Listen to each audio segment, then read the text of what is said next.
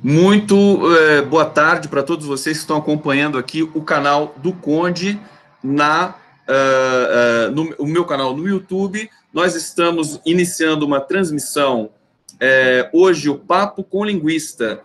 Tenho aqui a satisfação, a felicidade de receber o Pablo Arantes, linguista Pablo Arantes, professor da Universidade Federal de São Carlos, e o linguista Leonardo Couto, que é um analista da CAPES. Nós vamos trazer para vocês uma discussão a respeito de, enfim, temas importantes da linguagem, temas importantes para o debate público. E antes de começar, então, eu quero dar uma saudação muito efusiva aqui, começando com Pablo Arantes. Querido Pablo, como você está? Está em Brasília, né?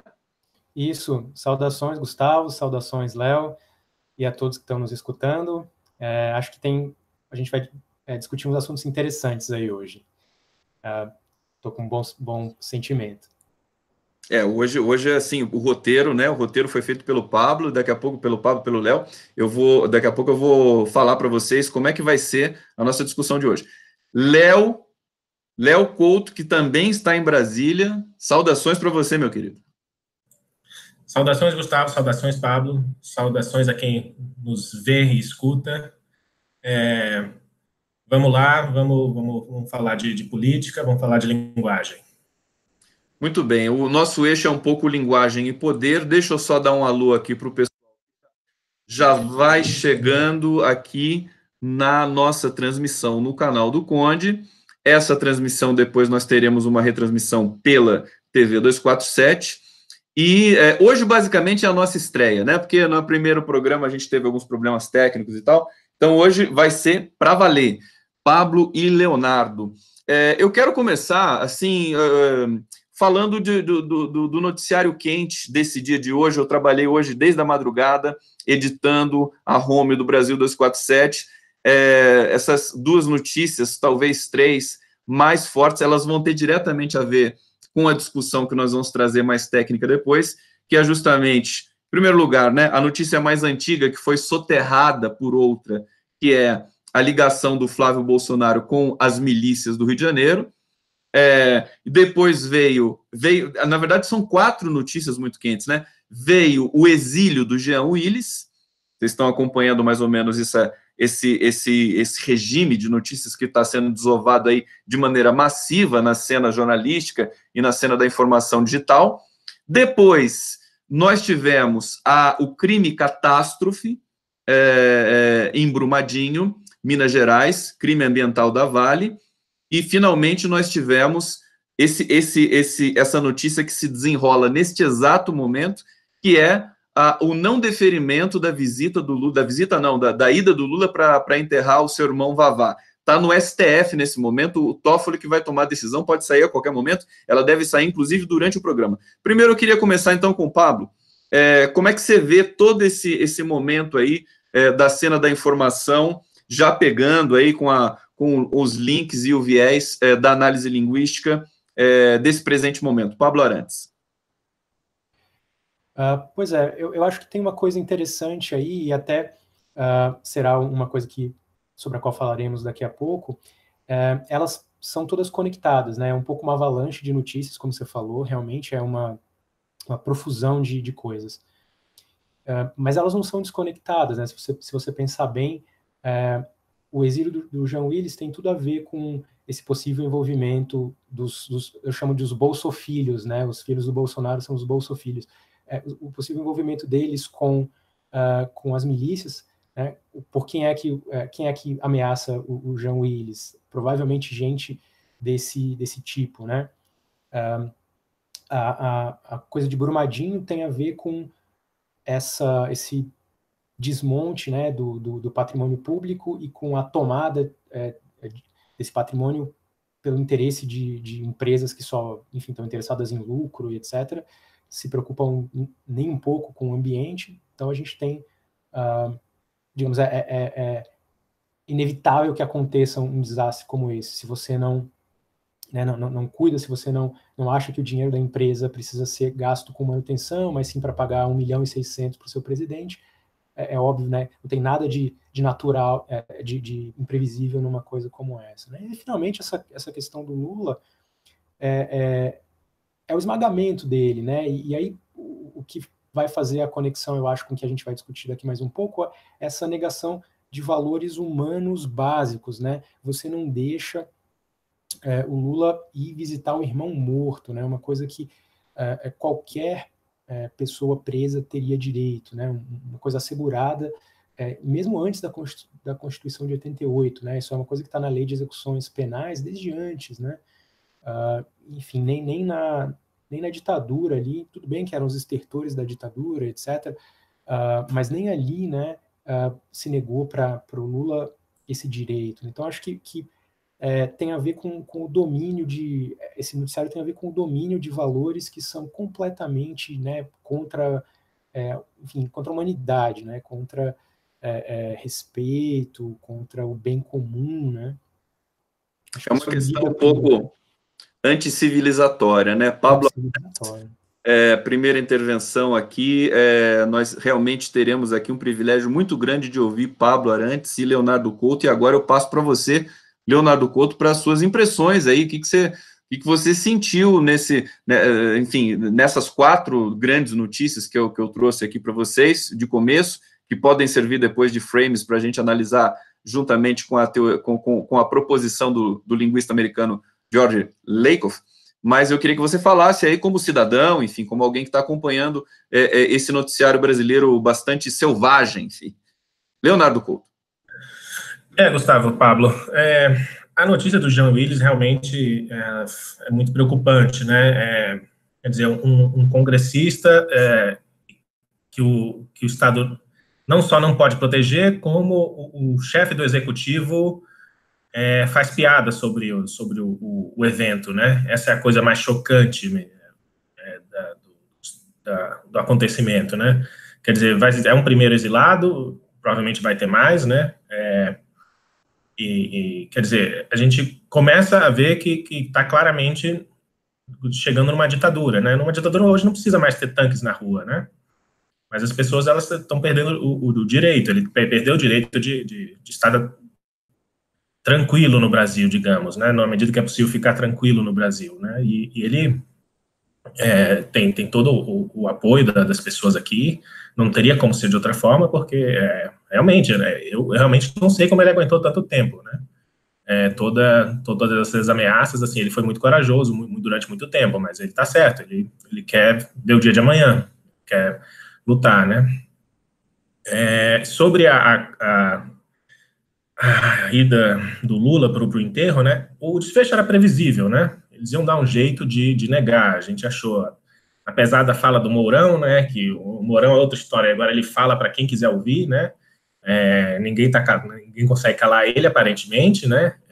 Tá botando a agenda dele ali, mas foi lamentável, mas a forma como a Justiça, né, e a Polícia Federal, principalmente, recusou, eles tentaram dar um spin também para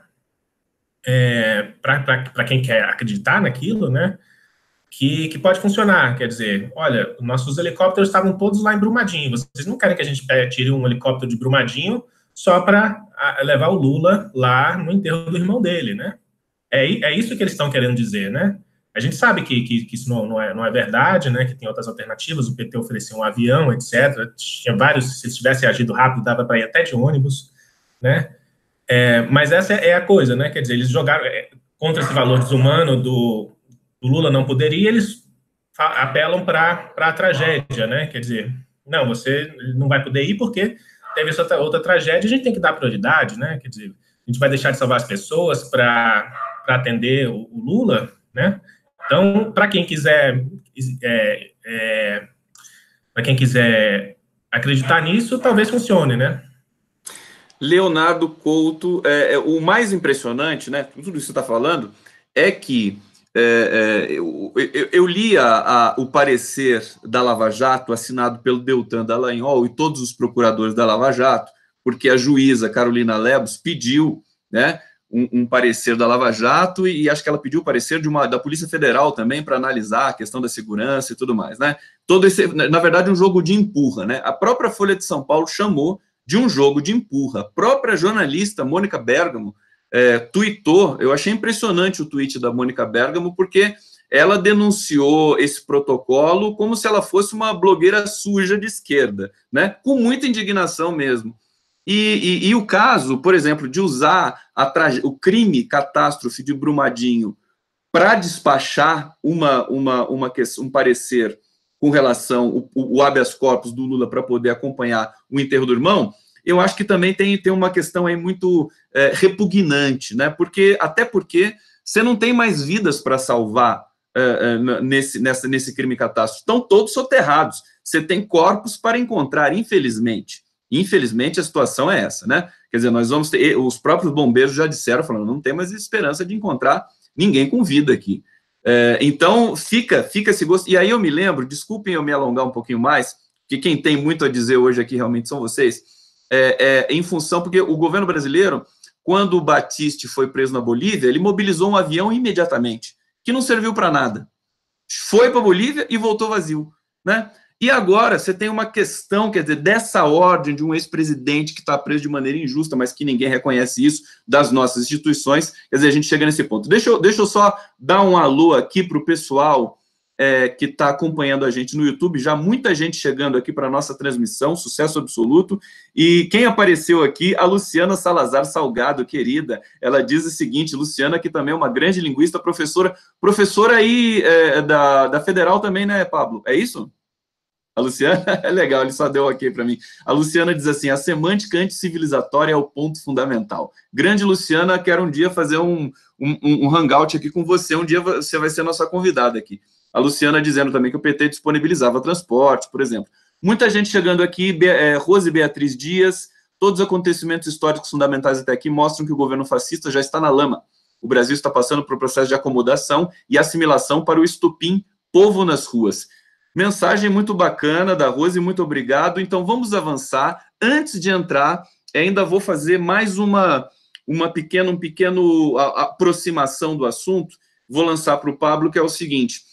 A notícia, vamos falar da informação e da linguagem, né? A notícia do crime catástrofe de Brumadinho, da Vale, em Minas Gerais, ela soterrou a notícia que vinha ganhando, que estava insistente com uma novela, que é a ligação do Flávio Bolsonaro com os milicianos, que é gravíssimo. É gravíssimo e inclusive, pode ter a ver também com a execução da Marielle Franco. Queria que você comentasse, Pablo, enfim, da maneira habitual, quer dizer, dois eventos que um se sobrepõe ao outro, mas também com o olho já nessa questão dos scripts sobrepostos, né? Dessa dominação de uma notícia por outra que se dá através desse regime do noticiário. Queria que você comentasse sobre isso. Esse desaparecimento do Flávio Bolsonaro da nossa cena da informação. Me parece que isso é uma briga pela pauta, né? Enfim, para o governo muito, muito complicado, e principalmente ali para o núcleo Bolsonaro de poder, digamos, né? Era muito complicado ele tá ali, quer dizer, cada dia que ele ficasse no noticiário era um desgaste, né? E aí vem uma notícia como essa, que tem uma notícia não, enfim, um acontecimento de Brumadinho, né? Com esse custo imenso de vidas e tal, então é muito... E claro, mesmo para a mídia, que também parte dela não está muito afim de brigar com o Bolsonaro, né? A gente está vendo também a Globo, assim, às vezes mordendo, às vezes assoprando, né? Para eles é muito melhor, ainda mais porque eles conseguem fazer dar um spin, digamos, na pauta ali do crime de Brumadinho, enfim, a tragédia humana, etc. Então podem ficar gerando imagens comoventes, né, de salvamentos e etc. Né? Pode inclusive servir como uma desculpa para trazer os israelenses com máquinas que não servem em absoluto, né, para o tipo de salvamento que precisava ser feito, né?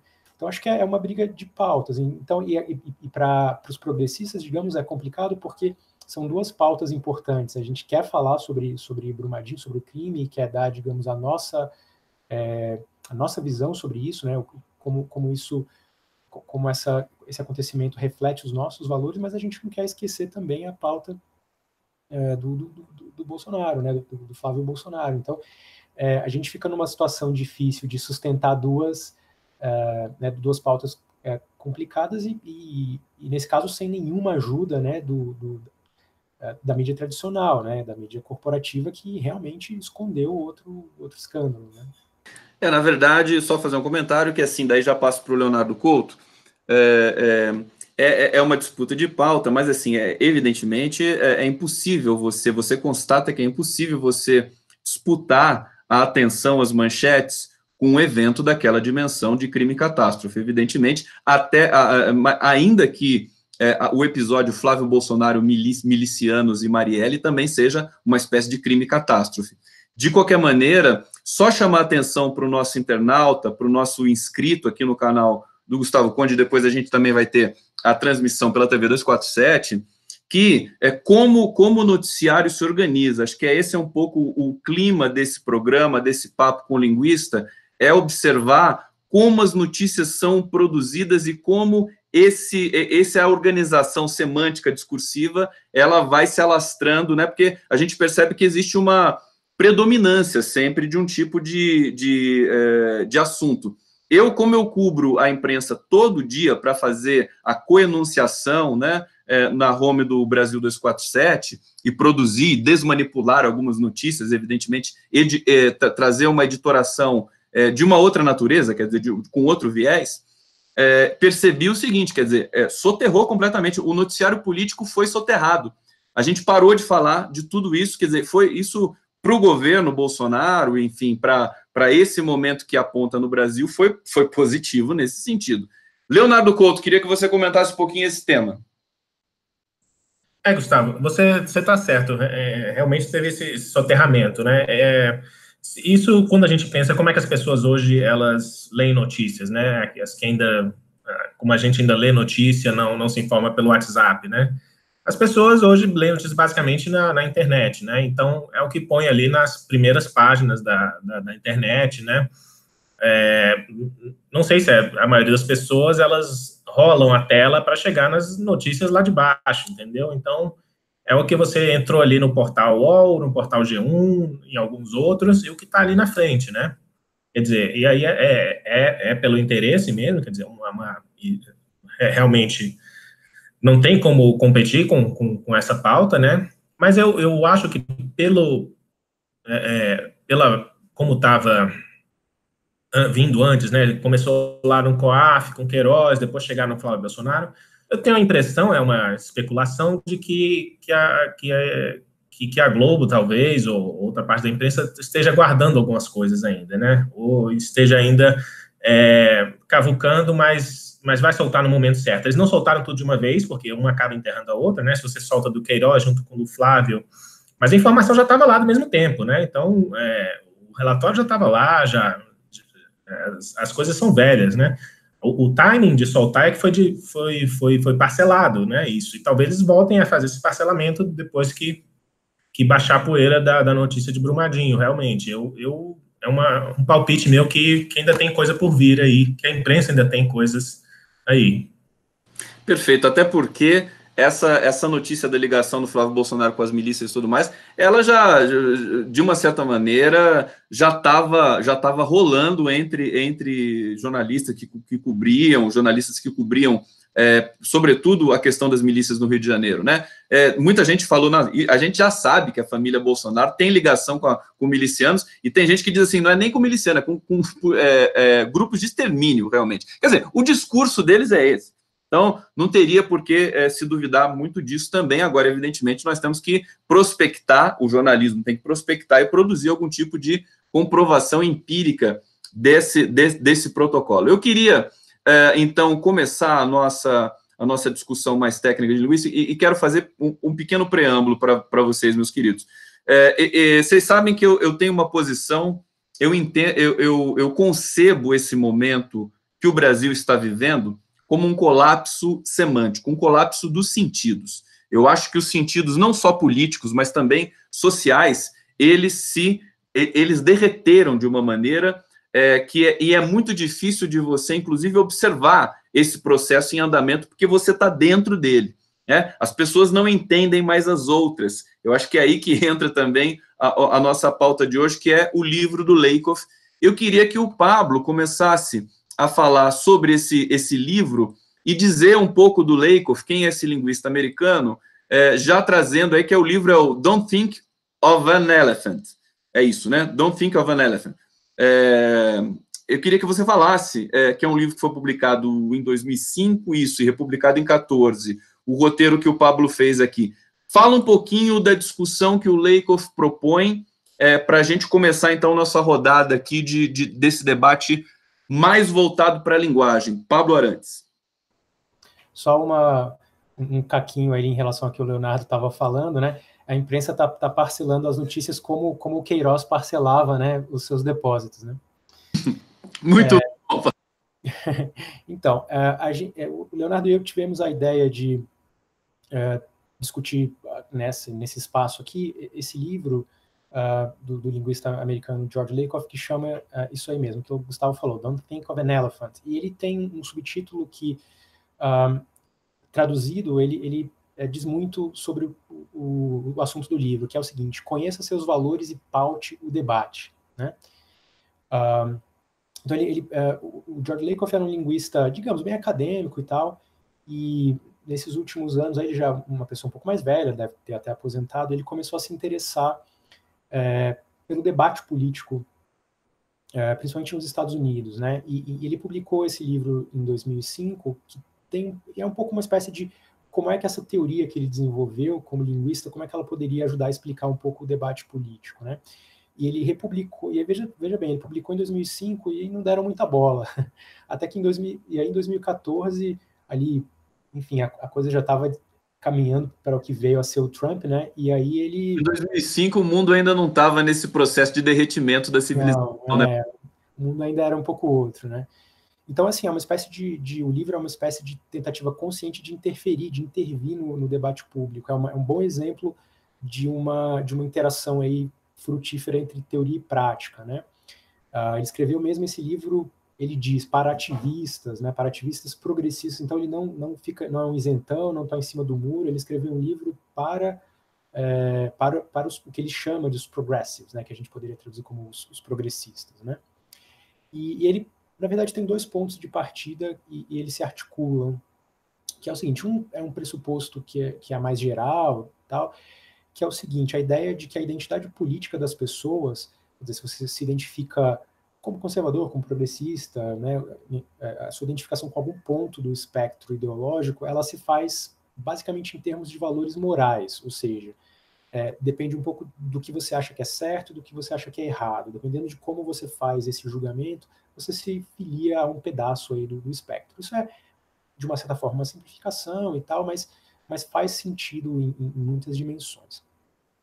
O outro é um pressuposto mais, digamos, cognitivo, mental e linguístico, e aí que entra, digamos, principalmente aí o arcabouço de ciência cognitiva e de linguística, que é o seguinte: a ideia de que as pessoas elas não lidam diretamente com o mundo. O mundo é uma coisa muito complicada, muito complexa, mesmo do ponto de vista dos próprios dados sensórios. A gente não exatamente enxerga tudo aquilo que está na nossa frente, assim como a gente não apreende a realidade social de maneira integral, né? A ideia é que a gente usa esquemas simplificadores que ajudam a gente a lidar com essa complexidade, né? Esses esquemas, e é isso a ciência cognitiva estuda, uma coisa que a gente chama de linguística cognitiva estuda isso.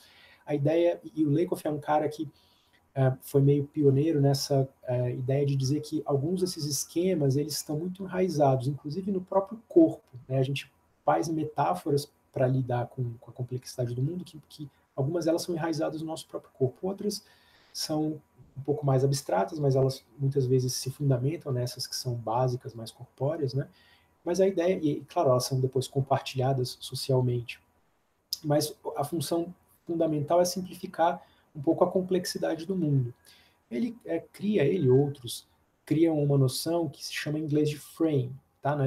Eu consultei um colega que é especialista nessa teoria, e ele me disse que na literatura brasileira não se traduz o termo frame, mas a gente pode traduzir como quadro ou moldura, essa ideia de que alguns esquemas, eles meio que eles enquadram, eles te ajudam a não presta atenção no todo, presta atenção nesse pedaço aqui para o qual eu estou chamando sua atenção, né? Então essa ideia de frame. Tinha uma tradução, desculpa te interromper rapidinho, tinha uma tradução do Victor Haskin, que é um semanticista especializado em humor, e frame e script se alternavam em alguns momentos, mas talvez script não seja o mais adequado para esse conceito de frame, né? Bom, aí a gente tem que, certamente a gente pisará em calo se a gente disser que se equivalem. Mas o frame é bom, eu acho que o frame em português funciona bem. Mas, enfim, pense nessa ideia de quadro, nessa ideia de alguma coisa que chama a sua atenção para alguns aspectos do mundo e digamos, embaça, né, esfumaça outros, né? E, então, como é que essas duas coisas vão se unir, né? Então, uma tese fundamental e como é que isso se junta com linguagem? Uma tese fundamental aí que o Lakoff traz no livro, que ele avança no livro, é o seguinte, que por que frame é importante? Né? A ideia é que a gente se comunica fundamentalmente por frames. E por que do título Don't Think of an Elephant? Né? Ele parece não ter nada a ver com a ideia de comunicação política, né? Mas o que ele diz é o seguinte, se eu digo para você assim, olha, pense em qualquer coisa menos num elefante, é claro que você pensa num elefante, né? Porque o fato daquele som, né? De você ter pronunciado aquela palavra, inevitavelmente faz com que aquilo se ative na sua mente, né?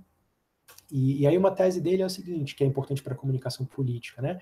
É que porque a linguagem ativa esses frames, ativa esses esquemas, né, para enxergar o mundo, a gente precisa de linguagens novas para frames novos, né? Para pensar diferente, a gente precisa falar diferente, né? Então, aí eu queria fazer uma ponte com o que você estava falando antes, que você estava falando dessa soterração aí que você tem, né? E a gente estava falando sobre a coisa da tragédia de Brumadinho, né? Mesmo nessa história do crime de Brumadinho, a gente não consegue exatamente fazer a nossa visão e a nossa, estou dizendo, os progressistas predominar, né? Fica essa coisa de um humanitarismo meio vazio, meio oco, de uma tragédia, tarará, mas a gente não está em pauta o aspecto criminoso, né? De um acidente como esse. Então, de novo, os progressistas, né? Precisam saber, digamos, pautar mais o debate. E aí a história é um pouco essa, né? A linguagem, a maneira como a gente fala pode ajudar muito nisso, né? E aí uma coisa fundamental, um outro ponto fundamental do livro é o seguinte, ele diz o seguinte, a gente não pode discutir as questões políticas fundamentais nos termos dos frames dos conservadores, né? Vamos dizer, a gente não pode usar a linguagem do lado de lá, né? E ele tem uma citação que eu vou dar aqui, traduzida, que é a seguinte, ele diz, quando você discute com alguém do outro lado, usando a linguagem e os frames dele, você está ativando os frames dele, você está reforçando os frames dele também para aqueles que estão ouvindo a conversa, e você está enfraquecendo as suas próprias visões, né? Isso é uma coisa que parece meio banal, mas a gente esquece disso. O debate é uma coisa, né? E aí, você quer ver aí um frame em ação, a ideia de que os debates são guerra, de que os debates são batalhas, né? E ali na refrega da batalha, a gente frequentemente esquece disso, né? E a gente acaba entrando, digamos assim, na discussão via a linguagem dos conservadores, né? Pablo, deixa eu só fazer uma... Você quer concluir para eu passar para o Léo?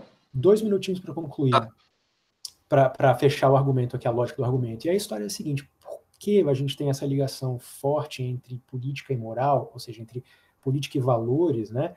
Ele vai dizer o seguinte, que uma das tarefas do campo progressista fundamentais é também uma citação que eu traduzo aqui, descobrir o que a gente, né, os progressistas, e pessoas que pensam de maneira parecida com a gente, em que coisas esses grupos já acreditam de maneira inconsciente, e a gente precisa tornar essas coisas conscientes, e a gente tem que repetir essas coisas até que elas entrem no debate público corriqueiro, tá?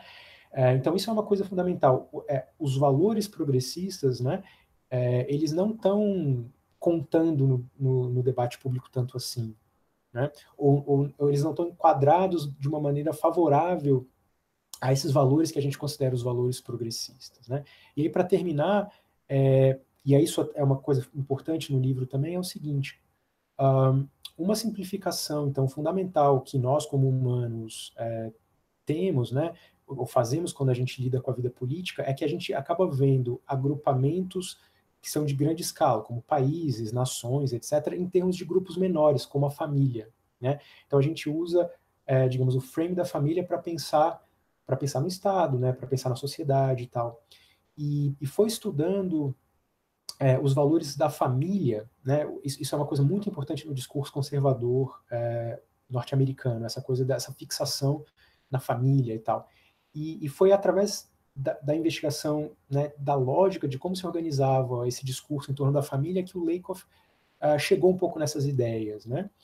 E aí você tem, digamos, dois grandes modelos de família que um pouco estruturam o lado conservador e o lado progressista, né? E eu acho que o Léo entra agora para falar.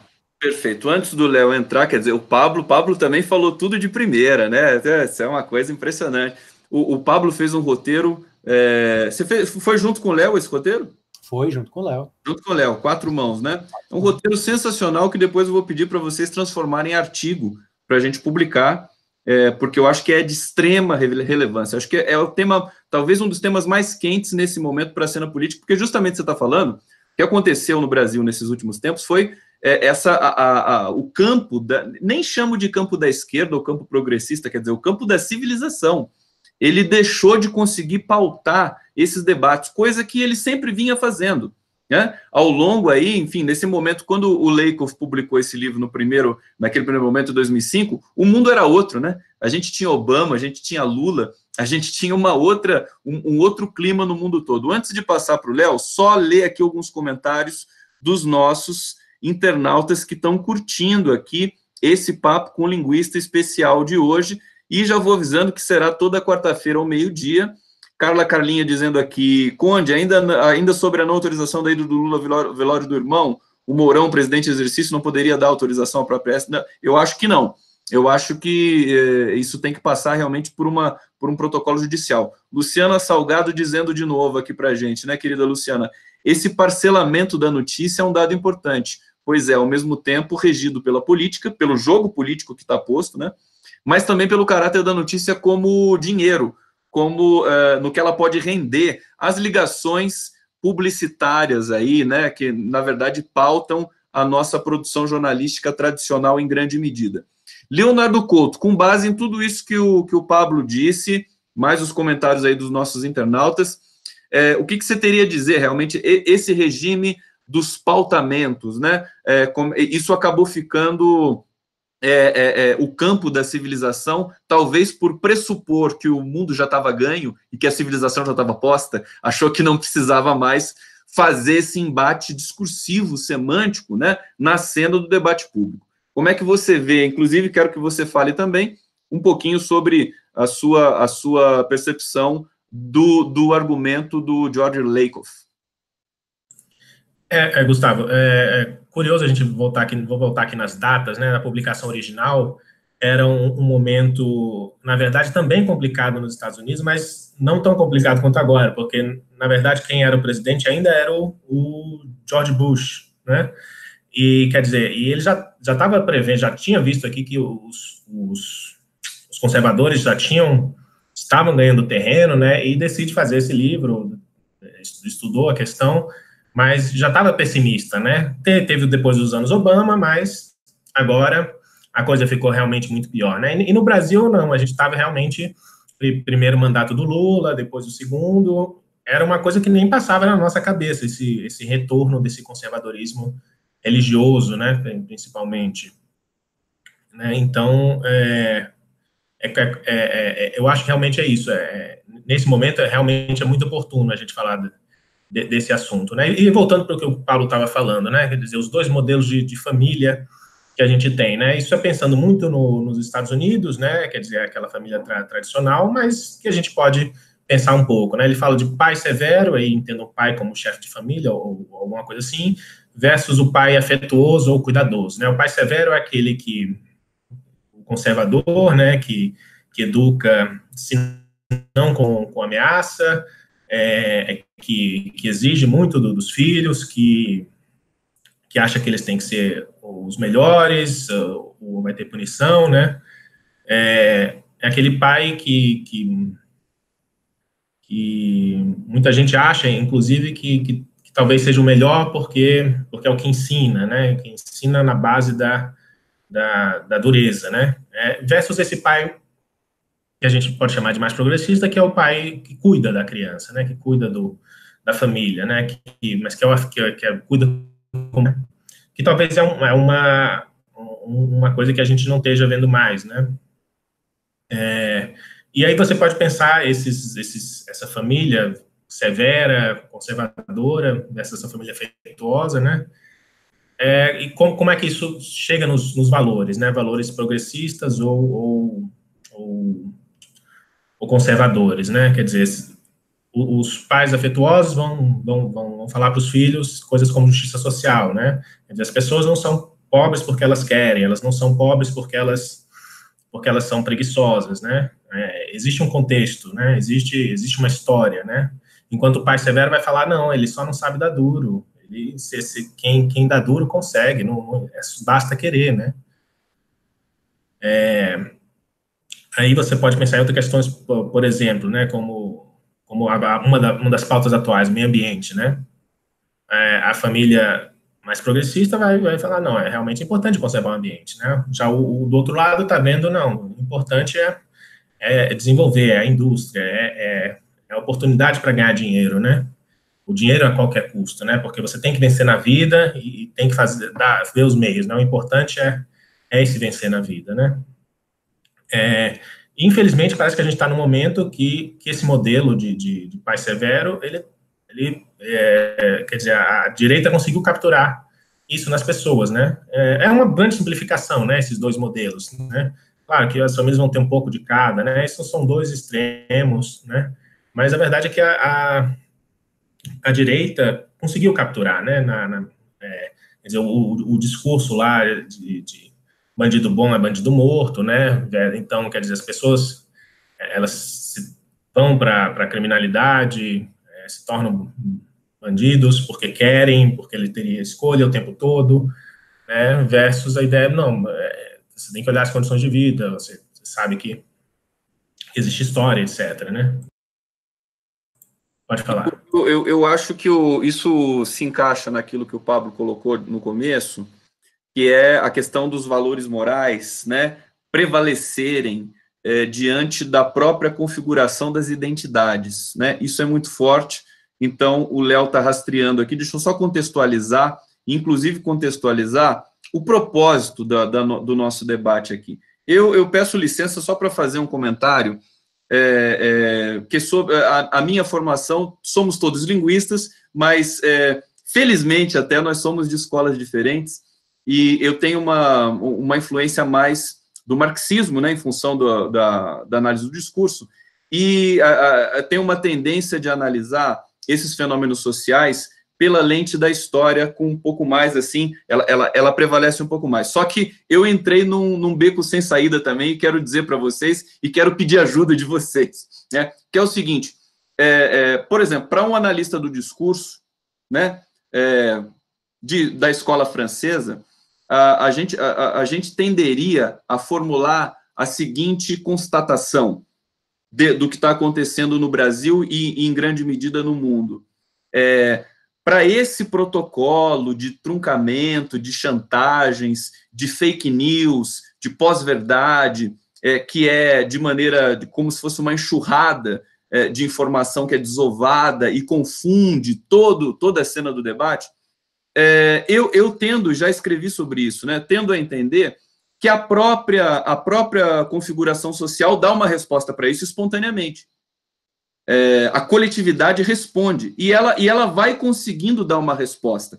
Tanto que nós tivemos, nas eleições de 2018, o PT crescendo muito, né, o Haddad, enfim, ele só não ganhou em função de outros protocolos que nós sabemos também da campanha do Bolsonaro. Então, assim, eu vejo que a coletividade, a sociedade consegue dar respostas. O problema, e aí que eu entro para pedir a interface justamente com esse pensamento do Lakoff, é que toda vez que a nossa resposta começa a aparecer, vem um novo lance de truncamento, de fake news, por exemplo, o atentado à faca, né, que toma conta da cena da informação do Bolsonaro, quer dizer, a negação dele em debater. Então, eu acho que a gente está num desafio que é muito grande. Eu tendo a entender que a história vai dar resposta para isso, a sociedade tem capacidade para dar resposta para isso, mas eu acho que nós temos de nós temos de buscar tentativas de entrar, de modificar essa pauta que está sendo imposta o tempo todo por esse protocolo que a gente já comentou aqui, inclusive com o trompetista da democracia, o Fabiano Leitão, que é um cara que também presta muita atenção na questão da cena digital do discurso, que o bolsonarismo é organizado de maneira militarizada, são soldados no campo do embate da guerra do discurso também. Então, com base nisso, querido Pablo Arantes, vou devolver para você, vou pedir para você avançar, acho que pegar por esse viés da questão moral, né?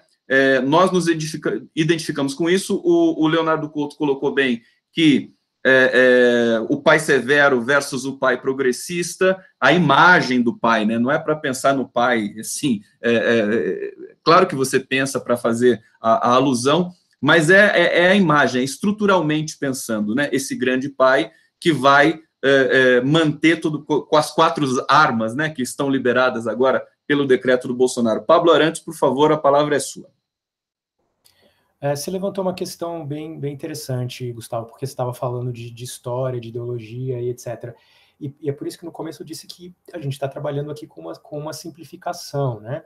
É óbvio, a gente sabe que a vida social é hipercomplexa, mas acho que o que o Lakoff está querendo dizer ao assumir esse pressuposto é que é um pouco assim, a moral, ela meio que ela se põe como, e aí vou dar uma piscadinha para você aí como alguém que estuda psicanálise, né? Assim, o inconsciente, ele é atemporal, digamos, né? E a moral nesse ponto também é um pouco atemporal, né? Digamos, seriam valores que estão acima dos momentos históricos, né? É um pouco, claro que se você for parar para pensar, né? Digamos, a vida humana é um valor universal, ninguém pode achar errado desperdiçar uma vida humana, né? Mas se a gente for pensar bem, não era assim, né?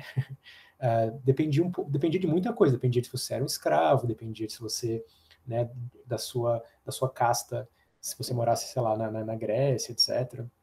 Isso te fazia titular de alguns direitos ou não. Então, a ideia é que, digamos, trabalhar nessa esfera dos valores meio que te coloca numa coisa meio atemporal, né? Mas essa coisa da família, ela... o que é interessante perceber é que pode parecer meio besta, assim, mas a coisa da família e tal. O lance é que se você pensar nessa metáfora do pai severo versus pais, porque isso é uma coisa interessante, né? Na família progressista, ela não é necessariamente não é necessariamente o pai que é o chefe e tal. Mas se você pensar, a metáfora da família do pai severo, ela tem a ver com todos os assuntos da vida social. Por exemplo, a criança, nessa metáfora, ela é um pequeno capitalista, e outra, ela é um pequeno ser do mal que precisa ser punido, né? Isso é uma coisa que e o Lakoff dá muitos exemplos disso, né? Na literatura conservadora americana tem vários livros sobre como punir seus filhos, a partir de que idade é adequado você punir fisicamente, dar chineladas, né, nos filhos e tal. E isso tem a ver com essa coisa militarizada da comunicação que você estava falando também, né? Então, assim, isso não é à toa. Isso tem uma baita de uma repercussão. Então é isso, a criança é um pequeno capitalista, ela é ensinada desde o primeiro momento que ela não pode ser dependente, né? Eu não estou aqui para te dar carinho, estou aqui para fazer você se tornar um ser moral e um ser produtivo da sociedade. Então isso se encaixa, por exemplo, numa ojeriza a programas sociais, né? No modelo da família afetuosa, carinhosa, digamos, não, a criança é um ser que precisa de cuidados, em desenvolvimento, cheio de sentimentos, etc. Então, daí vem uma simpatia enfim, programas, por exemplo, que apoiem, digamos, setores da sociedade que, por alguma maneira, são vistos como fragilizados, prejudicados de alguma maneira, né? Então, acho que é um pouco assim que funciona essa coisa da metáfora da família, né? Como ela estrutura um pouco todas as crenças, não só a maneira como a gente se relaciona uns com os outros, e aí, claro, né, dessa família do pai severo nasce machismo, nasce, né, misoginia, etc. Mas nasce também um monte de crenças sobre o que é certo e errado na vida social de maneira mais geral. Então, assim, o coletivo não importa muito, né? Então, isso, de novo, isso frame, isso enquadra tudo, encara como você vê tudo, né?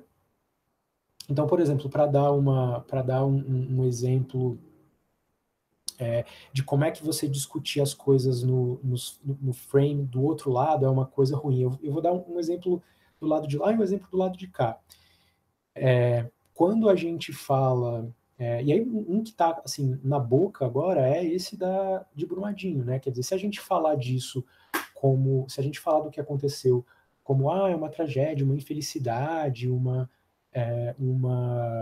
fatalidade, a gente esquece, né, que tinha uma responsabilidade ali, a gente esquece que, na verdade, a empresa estava sendo colocada para trabalhar visando simplesmente o lucro dos acionistas, né? O presidente falou, olha, o papel social... Na verdade, quem falou foi o presidente da Petrobras, né, num certo momento, que o papel social da Petrobras era maximizar os ganhos dos acionistas. Esse é o discurso majoritário do bolsonarismo, quer dizer, eles não estão nem aí.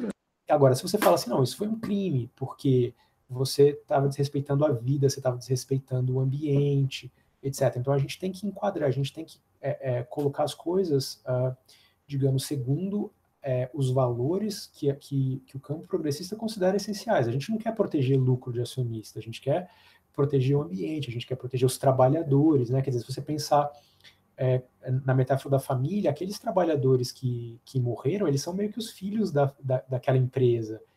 Pablo, deixa eu só aproveitar, fazer um pequeno comentário só. Porque, na verdade, quando nós tínhamos o governo Lula, ele conseguiu a proeza de juntar com muita responsabilidade, né, essas duas questões.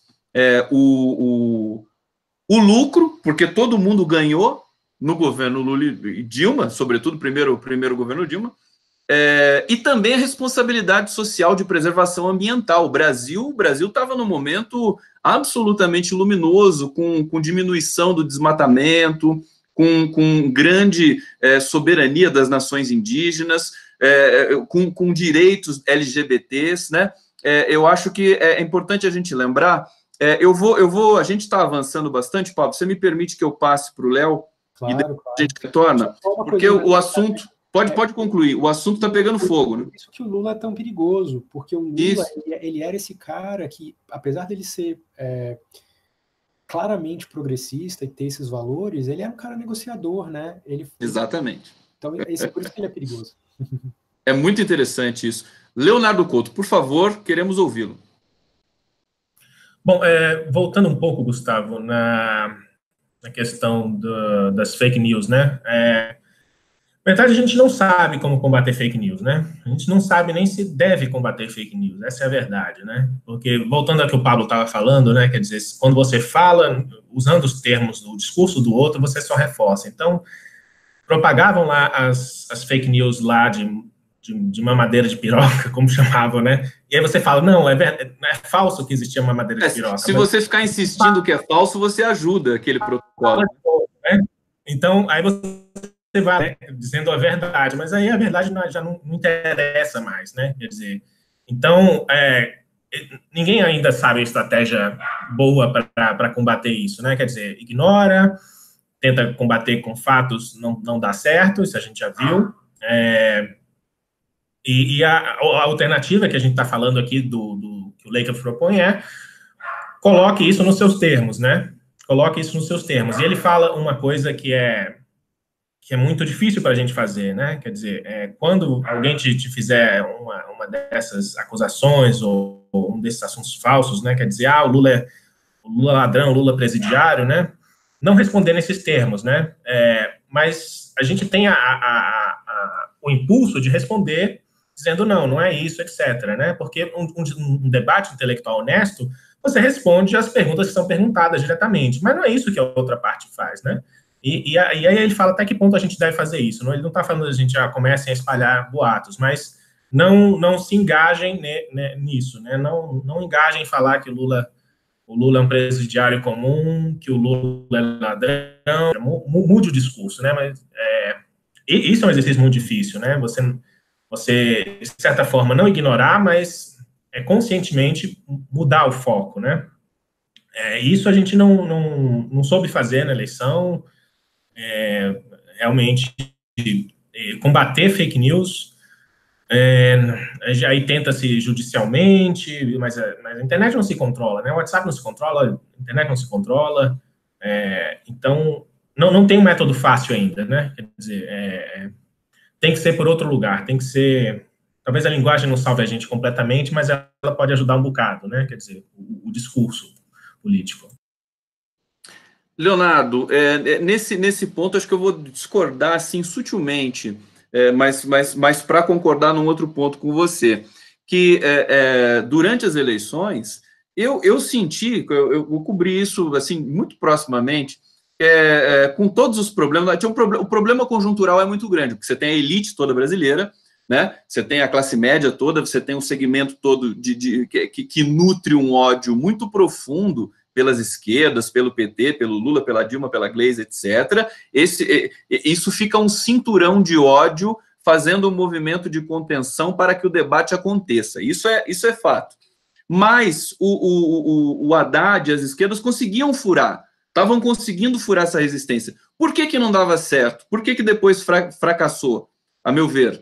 É porque o dispositivo do bolsonarismo, justamente, ele é uma novidade nesse embate do discurso, porque ele nega a própria linguagem, ele nega o debate, ele nega a interlocução, ele nega o sentido. É por isso que eu acho que nós estamos numa crise que não é só uma crise moral, ética, é uma crise semântica, é uma crise da produção dos enunciados. Por isso que as coisas vão caindo sempre no vazio. E por isso que é difícil você impor uma pauta para um sistema que já está apodrecido na sua estrutura, e não apenas naquela questão, digamos assim, mais, talvez eu possa usar o nome positivista, quer dizer, você tem a palavra, você tem o sentido, você tem a racionalidade. Nós estamos justamente falando isso com base no pensamento do Lakoff, que nós não agimos por racionalidades, nós agimos por impulsos.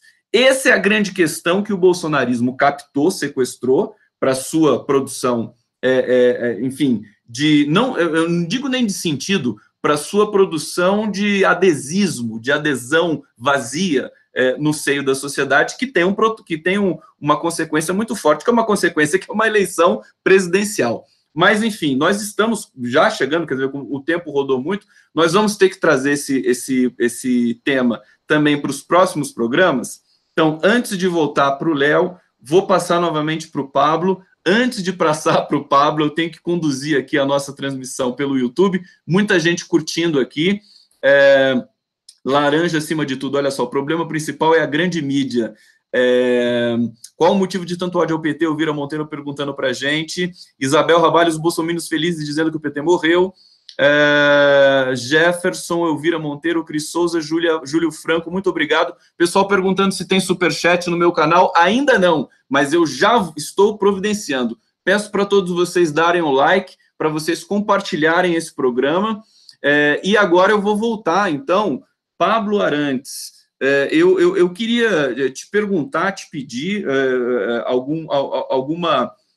algum fio de esperança, digamos assim, para a gente ir encaminhando para o nosso final do Papo com o Linguista, depois o Léo vai falar também, sobre essa questão de pautar o outro, de como fazer isso diante de um outro tão atípico, de um outro que se comporta de uma maneira anticivilizatória por excelência. que age com, na verdade, com espasmos, né? São espasmos de enunciados, não são fragmentos.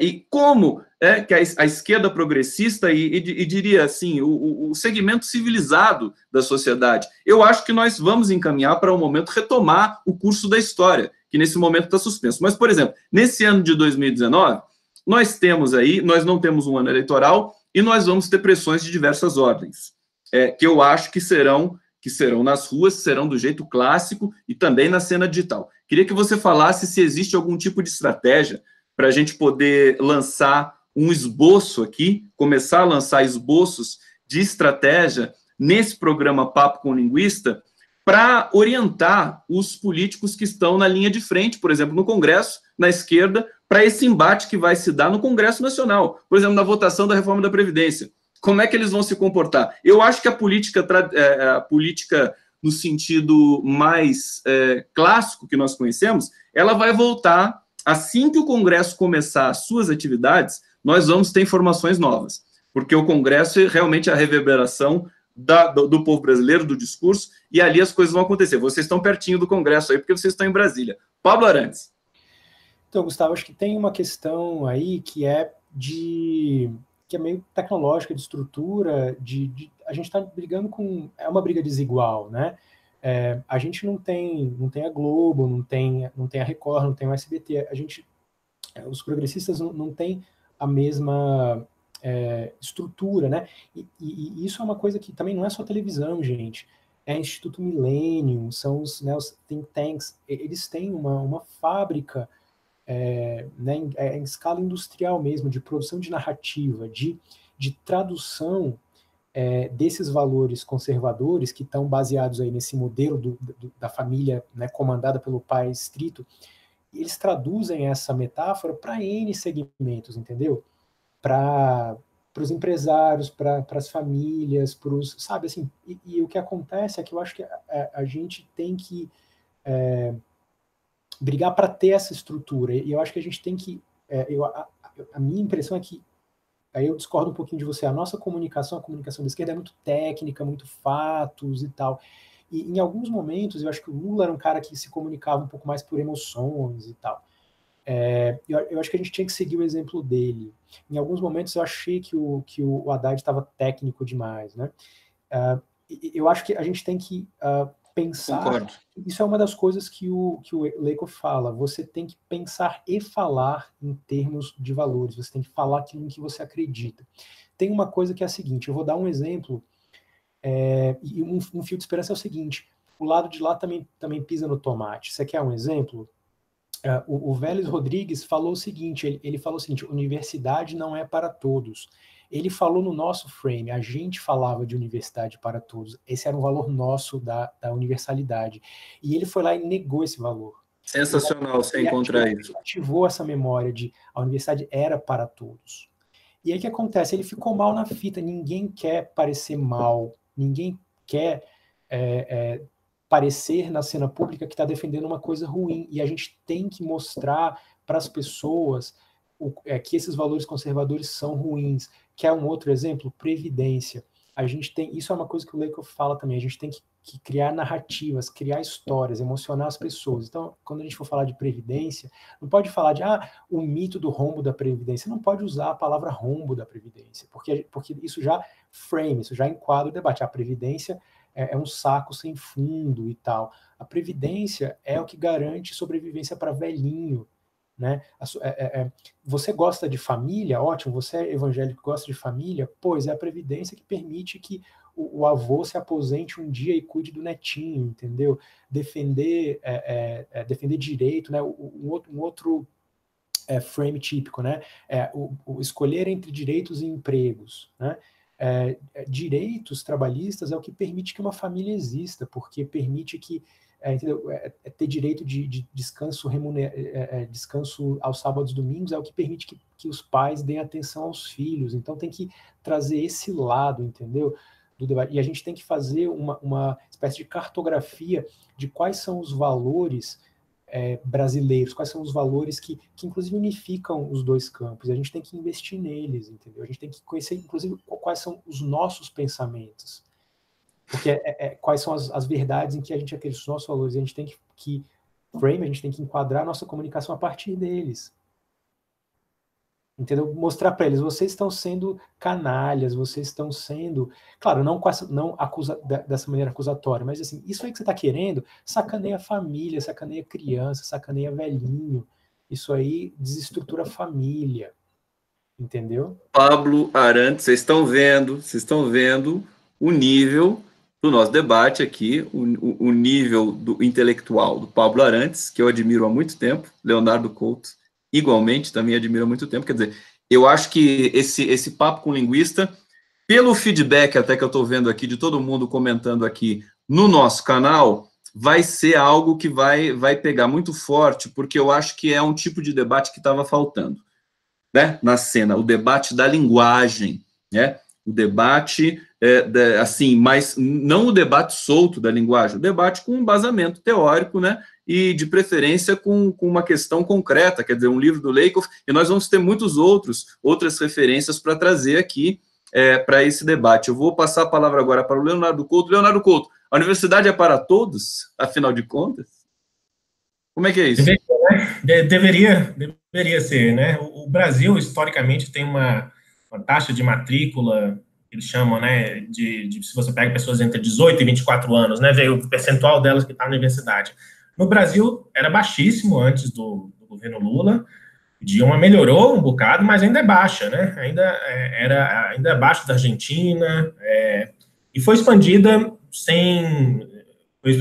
no lado das universidades federais, principalmente, e em algumas estaduais também.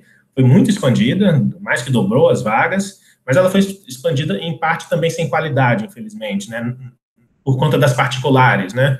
Não que elas não devam existir, claro que elas têm que existir, elas têm o sistema público não dá conta, mas essa explosão realmente aconteceu. Mas a ideia é que, e isso, por exemplo, os programas do governo Lula e Dilma, né, o ProUni, o SISU, o Enem, né? O Enem é uma coisa, se a gente pensar, é uma coisa tão fantástica que dê certo, né? Quer dizer, me lembro daqueles primeiros que a imprensa vivia matando, porque uma prova foi roubada lá no interior, mas é uma coisa feita de uma escala tão grande que é um verdadeiro milagre que dê tão certo, né? É um trabalho muito bem feito para dar certo dos servidores envolvidos, né? Aí tem até exército, polícia, é uma coisa sem precedente mesmo, nessa escala. Talvez só na China tenha alguma coisa parecida nessa escala, né?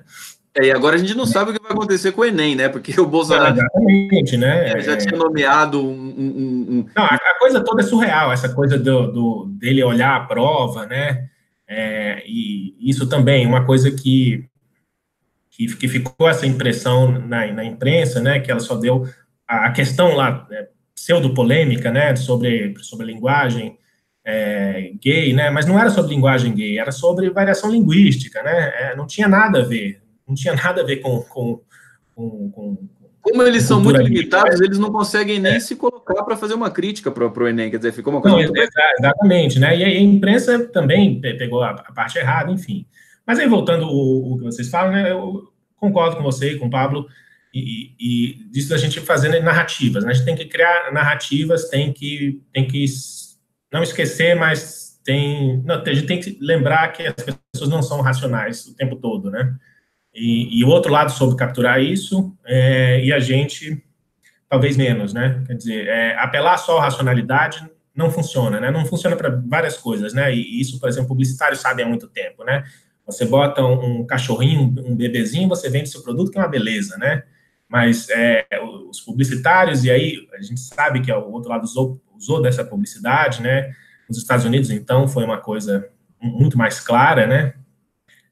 Mas é uma coisa que a gente tem que estar a par, né? A racionalidade estrita, né? Se fosse racionalidade estrita, ninguém teria dívidas, ninguém fazer besteiras na vida, mas ela não funciona, né? Talvez ela funcione muito pouco tempo, né? Então, quando a gente dá os dados só puros, não funciona. Então, a gente tem que incorporar isso em narrativas, né? E ser mais assertivo, a verdade é essa também, né? Isso, eu vou pegar um exemplo, por exemplo, né, dessa coisa do ambiente, né? da mudança climática, né, que essa é uma das coisas. Agora, votaram, não, a gente tem negacionistas, né, no governo, o ministro das Relações Exteriores, o próprio Bolsonaro, dizendo, não existe aquecimento global causado pelo homem, né, isso é bobagem, isso é coisa de comunista, né. Então, como é que a gente combate isso? Só com os dados puros do relatório do IPCC, né, não está funcionando, né, não está funcionando. A gente tem que ser mais assertivo, a gente tem que dizer, olha, quando tem um grande evento, a gente diz assim, não é, provavelmente foi causado pelo aquecimento global antropogênico. Não, a gente tem que dizer, a gente tem que transformar essa certeza de 95% para o discurso como uma certeza, essa é a verdade. Mas, como a gente sabe os fatos e a gente sabe das incertezas, né, o outro lado não usa incerteza, né, o discurso conservador e religioso não tem certeza.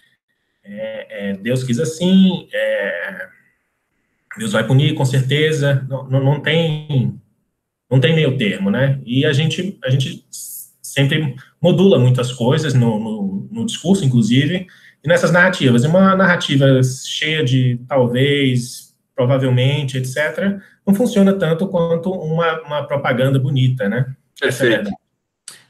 Leonardo Couto, deixa eu fazer aqui as considerações finais, já encaminhando aqui para o final do nosso programa. Acho que foi assim, muito interessante. Eu queria retomar também uma questão do Pablo, quando ele apontou esse enunciado do Vélez Rodrigues, dando o exemplo concreto para a gente do que é comprar o discurso do outro e se encontrar em maus lençóis. Quer dizer, isso é muito importante da gente rastrear, muito importante entender que o outro lado também erra, e erra muito, né? Na verdade, eles estão de posse de uma onda. Você tem uma onda acontecendo, você tem operadores nas mídias digitais, você tem ainda um ódio muito grande, recrudescente na sociedade brasileira, e tudo isso se coloca como um impeditivo muito grande para você restaurar o debate público e a civilização e a democracia no país. Eu acho que a gente lembrou muito bem, e vamos lembrar do Lula, quer dizer, nesse momento de hoje, que ele está mais uma vez está sequestrado do Estado brasileiro, não pôde ir ao enterro do Vavá, do seu irmão. O Lula é uma pessoa que valoriza muito isso. Na ditadura militar, ele foi no enterro da mãe, na própria ditadura militar, onde ele era um preso político no DOPS, em São Paulo, e agora ele se viu pelo Sérgio Moro, pela juíza Carolina Lebos, por um Ministério da Justiça absolutamente aparelhado, sucateado, partidarizado aqui no Brasil. Nós estamos numa situação muito difícil, mas fica o gosto, eu acho que em torno de tudo que a gente falou hoje aqui, de que o Lula tem essa competência discursiva, linguística, acima da média, sob qualquer suspeita. Ele sabe mobilizar as emoções, ele sabe que a coletividade não opera através da racionalidade, e ele sabe modular muito bem tudo isso, e eu acho que o Pablo disse isso, acho que o Léo também falou, quer dizer, é hora de você retomar, isso é uma conversa que eu tive com a própria Gleisi Hoffmann, quer dizer, você tem que retomar esse modo de enunciar do Lula, é um modo diferente, é o modo Lula de enunciar, que eu acho que na campanha para a presidência com o Haddad é realmente muito técnico. O Haddad é civilização na veia, civilizado demais para um mundo selvagem como o brasileiro naquele momento. Então o Lula, por isso que ele está preso, porque se ele estiver solto, ninguém segura esse cara, inclusive preso ninguém segura, porque tudo indica que ele realmente vai ganhar o Prêmio Nobel da Paz, dada aí a campanha internacional que está se fazendo em torno dele. Então, eu quero agradecer demais a presença do Pablo Arantes, do Leonardo Couto, todos vocês que acompanharam aqui esse Papo com Linguista, grande estreia oficial agora desse programa, que toda semana a gente vai discutir aqui linguagem e poder, e eu passo para o Pablo Arantes fazer as considerações finais e depois para o Léo. Pablo. 3 coisinhas. A primeira, o Brilhante Ustra e o Fleury de hoje são Sérgio Moro, Toffoli e os da vida. A tortura hoje é feita pela toga. A segunda coisa para retomar o que o Léo falou, fatos fazem sentido dentro de narrativas. Precisamos ter uma narrativa mais consciente, mais articulada e repetida até que ela se normalize no debate público. E para terminar, abraço para todos vocês. Espero que tenham tirado proveito aí das coisas que a gente pôde discutir. Foi um prazer muito grande. Grande Pablo. Léo, é com você. Bom, eu vou só me despedir de vocês mesmo. Foi um prazer estar aqui, como sempre.